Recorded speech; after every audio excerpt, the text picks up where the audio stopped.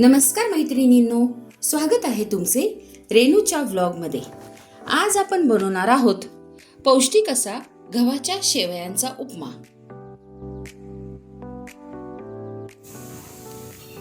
शेवयांचा उपमा बनवण्याकरता मी इथे 1 वाटी गव्हाच्या शेवया घेतल्या आहेत।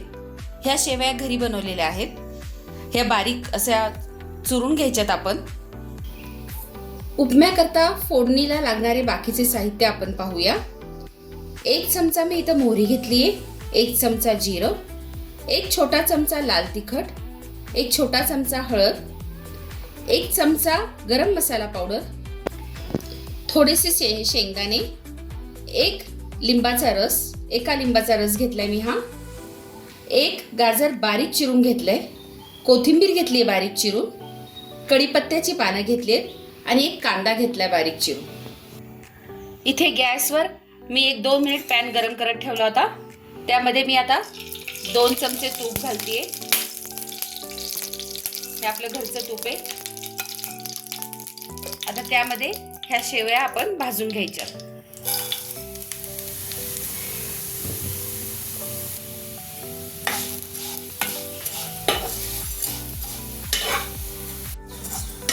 ह्या अशा आपल्याला 5 मिनिट तुपावर भाजून घ्यायच्या।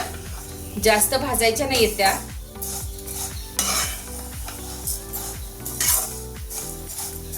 आपल्याला नेहमीच नाश्त्याला काय बनवावं हे एक प्रकारचं टेन्शन असतं। त्यावेळेस एकदम हेल्दी रेसिपी आहे ही नाश्त्याकरता। हे बघा 5 मिनिट झालेत। आपल्या शेवया छान रोस्ट झाल्यात तुपामध्ये। आता मी ह्या एका भांड्यात काढून घेते। आता पॅन गरम झालेला आहे आपला। त्यामध्ये मी 1 डाव तेल घालतेय। आता त्या तेलामध्ये आपण शेंगदाणे भाजून घेणार आहोत।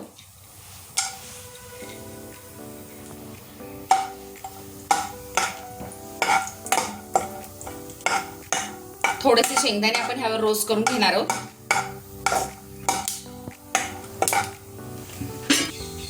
एकीकडे शेंगदाणे रोस्ट होत आहेत, त्यातच आपण आता जिरं घालतोय, मोहरी,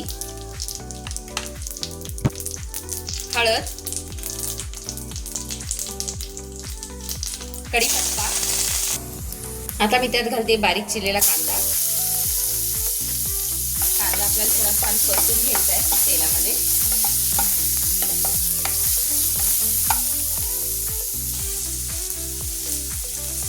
कांदा थोडा परतत आला की त्यामध्ये मी घालते बारीक चिरलेले गाजर,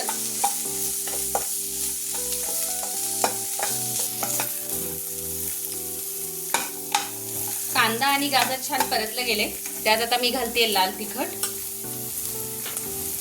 आणि गरम मसाला पावडर।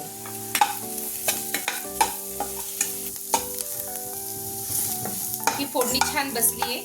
मसाले सुद्धा छान परतले गेलेत। मी एकीकडे गॅसवर 2 ग्लास पाणी ठेवलं होतं गरम करायला। ह्यामध्ये नेहमी आपल्याला गरम पाणीच घालायचंय, गार पाणी घालायचं नाहीये।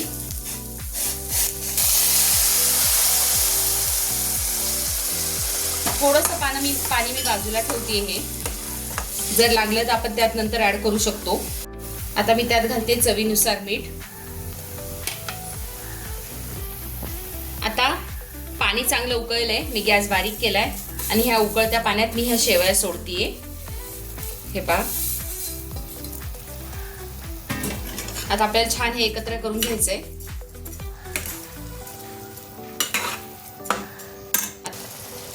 आता मी जरा गॅस थोडा मोठा करतेय। हे जे पहिलं पाणी आपण घातलं होतं त्यावरच शिजून द्यायचं। जर वाटलं तर आपण परत त्यामध्ये ऍड करायचं। मगाशी मी दाखवताना आपली साखर राहिली होती, मी यात 1 छोटा चमचा साखर ऍड करतेय। आता मी त्यात घालते लिंबाचा रस।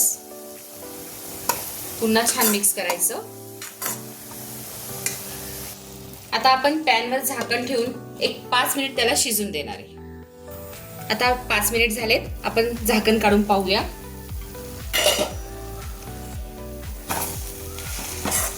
हे बघा छान मोकळ्या झाल्यात ह्या। वाफेवर परत शिजल्या, म्हणजे पाणी असं काही त्यामध्ये कमी पडलं नाहीये।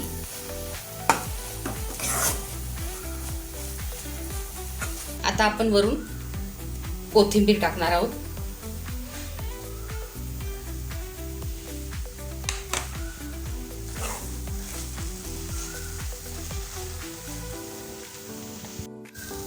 आता आपण हे प्लेटमध्ये सर्व करूया.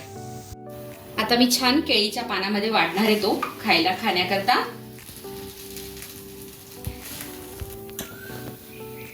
ही माझी आजची रेसिपी तुम्हाला कशी वाटली हे मला कमेंट करून जरूर कळवा. माझ्या रेसिपी अशाच पाहत राहा आणि बनवत राहा. आणि हो, माझ्या व्हिडिओला लाईक, शेअर, सबस्क्राईब जरूर करा. धन्यवाद.